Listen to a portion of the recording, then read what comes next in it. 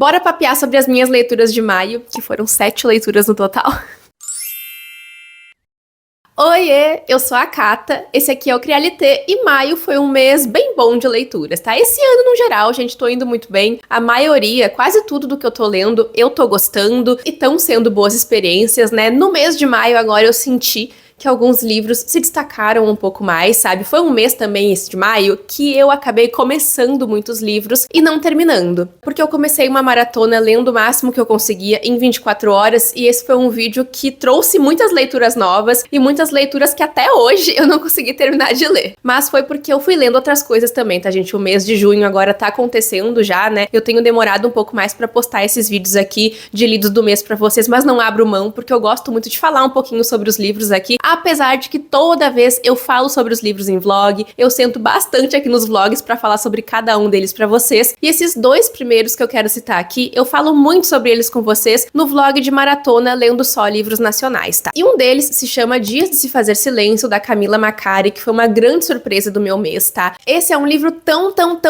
triste, eu me acabei de chorar, gente, eu soluçava, assim, eu não gravei, eu chorando nem nada, mas assim, ó, foi horrível, a minha cara inchou, eu tava deitada na minha cama, tive que levantar da cama, porque o Felipe tava dormindo do meu lado, e eu tive que levantar, lavar o rosto, foi caótico, meu nariz entupiu, foi horrível. E isso, assim, era 40% do livro, tá? Em 70% eu tava acabada já. Mas aqui a gente vai conhecer, então, a história da Maria, né? Que ela é uma menina, uma garota, e existe uma outra pessoa aqui narrando a história pra gente, mas essa pessoa conhece muito bem o que se passa na cabeça da Maria, como que ela enxerga as coisas, como que ela atrela cores às sensações também. Essa é uma parte bem interessante, porque a gente entra bem dentro da cabeça da personagem mesmo, que é uma personagem que pensa, mas que tá solitária nesse momento, porque os olhos da família estão todos voltados pro irmão dela, que é um menino que tem uma doença terminal, ele também é uma criança. E a história começa com ela e a mãe, né, que é uma mulher muito metódica, muito preocupada com a saúde do irmão, né, elas estão arrumando a casa para receber esse irmão de volta em casa, porque agora ele tá voltando do hospital, né. Nesses que vão ser talvez os últimos dias de vida dele, né. Então a Maria, ela é uma personagem que é muito afastada de tudo, ninguém conta pra ela o que tá acontecendo, ela não faz ideia do que o irmão tá passando, mas ela vai catando informações, assim, das conversas que os adultos têm perto dela, que eles acham que ela não vai entender, mas ela entende. Então a gente vai montando junto com ela, da perspectiva dela, esse quebra-cabeças, né? E entre passado, né, coisas que ela conta do passado, coisas que eles brincavam juntos com o primo que mora ali em outra casa no mesmo pátio, ela vai contando e conduzindo a narrativa pra gente, trazendo frases muito interessantes, frases muito bonitas que eu comento muito sobre lá no vlog. Eu recomendo bastante pra quem quiser assistir e saber mais da minha opinião sobre esse livro, lá no vlog que vai estar aqui no card. E um outro livro que eu também li lá no vlog, que eu adorei ler, gente, assim, nossa, livro incrível, Meridiana, da Eliana Alves Cruz, né, publicado pela Companhia das Letras. Esse é um livro que eu já imaginava que eu fosse gostar, porque eu gosto muito do trabalho da Eliana, principalmente ali em Solitária, que era o outro livro dela que eu tinha lido. Inclusive aqui em Meridiana a gente tem uma referência ao livro Solitária, mas não precisa ler um primeiro e depois o outro, tá? Não são livros interligados, vamos dizer assim. Mas é um pequeno presente, né, que a autora traz ali pra quem já é leitor, já acompanhava o trabalho dela. E eu gostei muito de Solitária, foi um dos meus favoritos do ano passado, e Meridiana foi um livro que eu simplesmente amei a forma como ele foi contado, porque aqui a gente tem a perspectiva de vários familiares, né, várias pessoas de uma mesma família, composta por pessoas pretas, que estão conseguindo ascender socialmente e estão saindo da favela, né, pra ir morar no centro da cidade, em um condomínio, né, em um lugar, basicamente, gente, onde as pessoas que estão lá desprezam o lugar da onde essa família vem, né. Essas pessoas, que geralmente são pessoas brancas, fazem questão de mostrar pra essa família que eles não pertencem àquele lugar, que eles acham, né, que eles não pertencem àquele lugar. Então a gente vai acompanhar aqui na história o olhar, né, a visão de cada um dos personagens que compõem essa família e a forma que eles vão lidar, né, com os ataques racistas que eles têm sofrido, né, que agora estão acontecendo de uma forma diferente, né. Um capítulo que eu gostei muito de ler é o capítulo da mãe, a gente tem a visão do pai, a gente tem a visão da Meridiana, que é a filha, né, que é um nome super importante aqui, que dá título ao livro também, né, por vários motivos. É muito bacana ler essa história e entender os pensamentos de cada um deles, como cada um deles enxerga a ação um do outro. Eu sinto que eles são personagens bem conscientes das suas ações, bem conscientes também de quem eles são, da onde eles erram, principalmente a mãe, tá? Porque ela é bastante autocrítica também. Ela é aquela típica personagem que quer sempre fazer o que ela acha que tá correto, mesmo não sendo o que o outro personagem enxerga como o correto, sabe? A gente tem um exemplo disso em relação à filha dela, que ela sempre alisa o cabelo da filha como uma forma de proteção, pra ela conseguir se sentir um pouco mais próxima das garotas com as quais ela convive, né? Mas a própria filha enxerga isso com outros olhos, a gente descobre também, né? Ela enxerga isso como uma coisa dolorida, uma coisa difícil que ela não queria precisar fazer. Eu gostei muito dessa história, gostei bastante de ter lido ela agora, eu tinha colocado ela como meta de leitura pro ano, justamente porque eu tinha gostado muito de Solitária, e acho realmente que eu li na hora certa. A Eliana Alves Cruz também traz frases aqui marcantes, frases lindas assim também, que fazem a gente pensar muito. Muitas frases me marcaram nesse livro, a história me marcou profundamente, eu adorei encontrar a Meridiana, gente, vale muito a pena conhecer essa história, tá? Fica a minha recomendação pra vocês desses 2 livros aí, que eu acho que se destacaram no meu mês.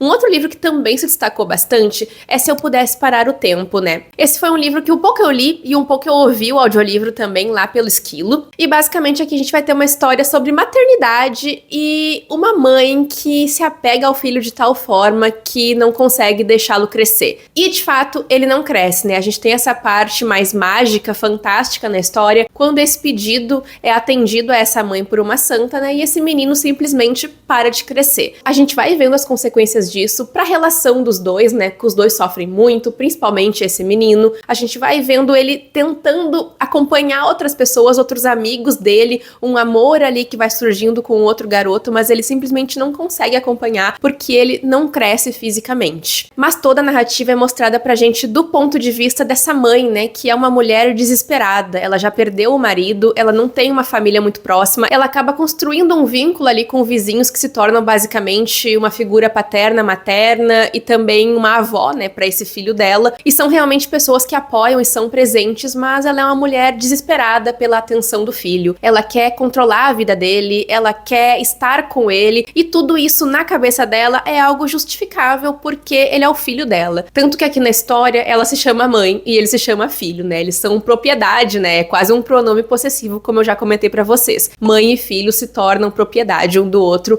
e apenas isso. Gostei muito dessa leitura também e acho que foi mais um dos destaques aqui do mês. Mas antes de a gente falar aqui sobre o próximo livro, que foi a minha primeira leitura do mês, né? Eu te convido a se inscrever aqui no canal se tu ainda não te inscreveu. Curte esse vídeo, comenta aí quais foram as tuas leituras de maio, comenta aí se tu ficou com vontade de ler algum desses livros, hype esse vídeo também se tu conseguir hypar ele aí, né? Pelo teu celular. E me acompanha também nas outras redes sociais do Crialité, tá? O meu arroba no TikTok é Kata Jukoski e no Instagram o meu arroba é Crialité. Eu sempre deixo os links pra vocês aqui na descrição do vídeo, tá? Junto com outras informações. E vamos lá falar então, né, sobre Victor Veracruz, Advogado de Criaturas e Seres Mágicos, né, de Elisa Barbosa, publicado aqui pra nós pela Galera Record. E esse aqui é o livro vencedor na categoria de fantasia, tá? Do prêmio do TikTok, né, que é Livros do Futuro. Eu achei essa uma leitura muito divertida, eu senti nele um abraço quentinho, uma coisa mais aconchegante assim também, porque óbvio, é uma fantasia, e eu não sei se é porque ele tem essa estética, gente, mais colorida também na capa, mas isso entrou na minha mente, eu comecei a imaginar tudo aqui no livro como uma animação 2D, sabe, bem colorida,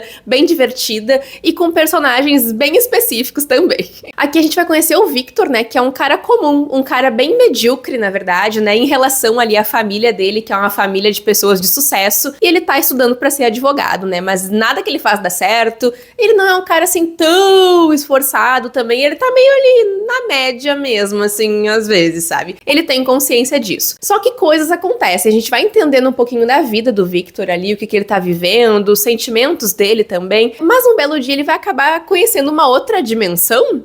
E ele vai ter que aprender a advogar nesse mundo para além do véu, porque ele vai simplesmente ter que defender a princesa desse lugar que foi acusada de matar o próprio pai. O livro, pra mim, gente, ele tem exatamente essa vibe aqui da capa, tá? É uma coisa mais colorida, me lembrou muito uma nostalgia de...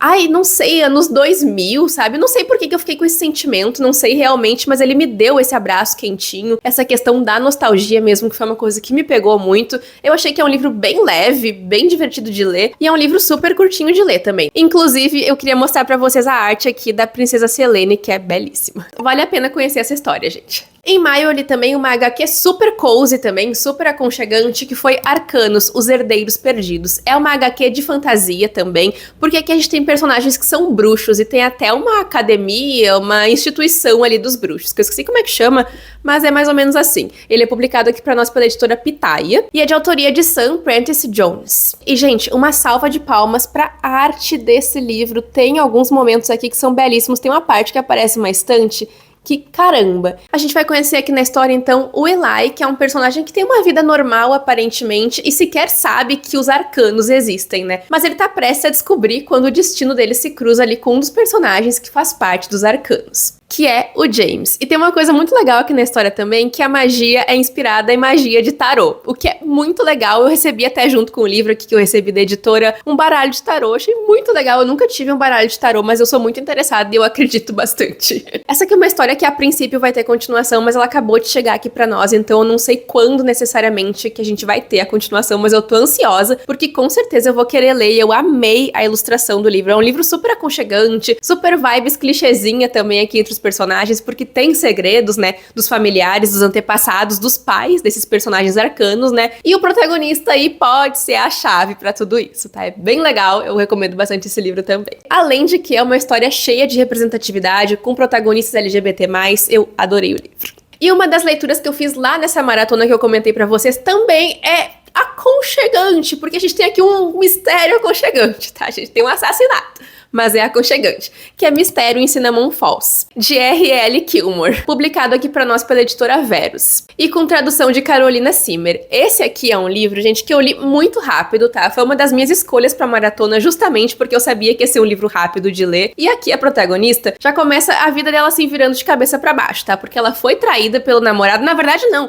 ela descobriu que ela era a amante, o que é pior ainda, porque ela tinha um relacionamento com ele. Então ela pega as coisinhas dela, né, muito decepcionada, e volta com o rabinho entre as pernas lá pra casa da família dela, em Cinnamon Falls, da onde ela saiu meio vazada, meio fugida ali. A gente sabe que nessa cidade vai ter um evento lá de outono, a gente acompanha ela revisitando toda a cidade ali, encontrando alguns conhecidos, reencontrando a família dela com quem ela teve uma discussão antes de ir embora, né, mas família é família, inclusive tem uma gatinha na família dela, coisa mais fofa. E é claro que a gente tem aqui também um ex-namorado, que o namoro não terminou lá muito bem, né, tem umas coisinhas pra resolver ou outras, mas o importante é que a gente tem o ponto de vista dele aqui na história também. E eu esqueci de falar os nomes dos personagens, né, mas ela é a Nia e ele é o Jesse. Só que então, né, gente, entra um ponto muito importante da história, que é o assassinato, né? Porque uma pessoa conhecida ali da cidade simplesmente foi assassinada, foi encontrada morta pelos policiais, e o Jesse é um policial, então ele vai se envolver no caso, e a Nia vai se envolver também, né? Porque era uma amiga pessoal dela, uma pessoa que ela conhecia muito bem. E nessa cena do crime é deixado um recado de que mais pessoas vão aparecer mortas também. Todo mundo entra em desespero,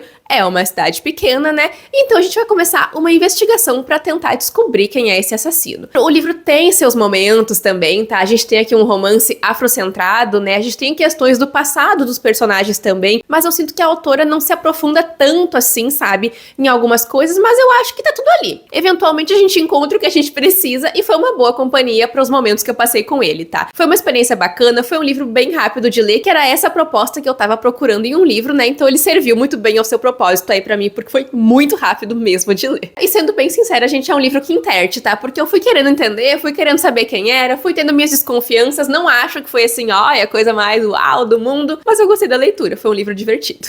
E a minha última leitura do mês, pra gente fechar aqui, foi Ressalga, da Bethânia Pires Amaro, né? A gente vai ter aqui na história a protagonista tentando se reencontrar com o passado dela, com a mãe e com a avó, que tem histórias bastante sofridas, bastante específicas, né? Que vão acontecendo ali no interior da Bahia, né? Desde a década de 30, quando a história começa, a gente entendendo, né, o passado da avó da personagem. Essa foi uma história que eu li, assim, nos 45 do segundo tempo do mês, e eu passei um bom tempo lendo ela também. Teve um período que eu comecei a ler, depois eu parei, eu acabei pegando pra ler tudo de novo, porque eu queria entender mais da história. Eu acho que da segunda vez que eu peguei pra ler, eu consegui pegar no tranco com ela e consegui ir adiante e terminar. Uma das coisas que eu mais gostei aqui é a forma como a autora mistura a realidade, né, fatos históricos, fatos que compuseram ali a história da Bahia, com um realismo mágico, com histórias do folclore também, que é uma parte bem bacana do livro, tá? Apesar de bem dolorida também, porque é um livro com cenas bem tristes também, acontecimentos bem fortes que as personagens sofrem aqui, né, na mão de outras pessoas, de coisas que elas precisam fazer, por exemplo, vender o próprio corpo pra sobreviver, enfim. E essas duas coisas atreladas, né, funcionaram muito bem e eu me interessei muito pela história, gostei bastante de conhecer também mais da história da Bahia e principalmente das personagens aqui que estão inseridas em um contexto que realmente existiu, né? O contexto histórico do nosso país num todo, na verdade, é muito relevante para essa história acontecer. Eu recomendo muito esse livro, tá? Ele me lembrou umas vibes, assim, por exemplo, os livros da Isabel Allende que eu já li, sabe? A forma como ela é construída, sabe? Achei bem legal isso e eu gostei dessa leitura também. Essas foram então, gente, as minhas 7 leituras em tempo recorde, eu acho. Me conta aí se tu já leu algum desses livros, se gostou aqui das minhas indicações. Eu gostei de todos os livros que eu li nesse mês, tá? Graças a Deus. E eu acho que eu não abandonei nenhum nele, graças a Deus também, pelo menos por enquanto. Não tô me lembrando de nada, mas acho que esse mês não teve nenhum abandonado, finalmente, gente, porque eu tenho abandonado o livro aqui a reveria. Esse então é o nosso vídeo de hoje, gente. Acho que um pouquinho mais curtinho do que o usual, mas tem que ter alguns de vez em quando também, né? Eu sinto que eu falei mais direto ao ponto, mas tem muito vlog pra esses livros aqui, tá? Eu vou deixar aqui na descrição do vídeo e vou especificar pra vocês qual livro eu li em qual vlog pra ficar mais fácil, caso vocês queiram saber um pouquinho mais da minha experiência. Mas lembrando que eu não dou spoilers nos vlogs, tá? E quando eu for dar spoiler, eu sempre vou avisar antes, tá? É isso aí então, pessoal. Muito obrigada por terem chegado até aqui. Espero que vocês tenham curtido o vídeo e a gente se vê então no próximo vídeo do Crialité. Tchau, tchau!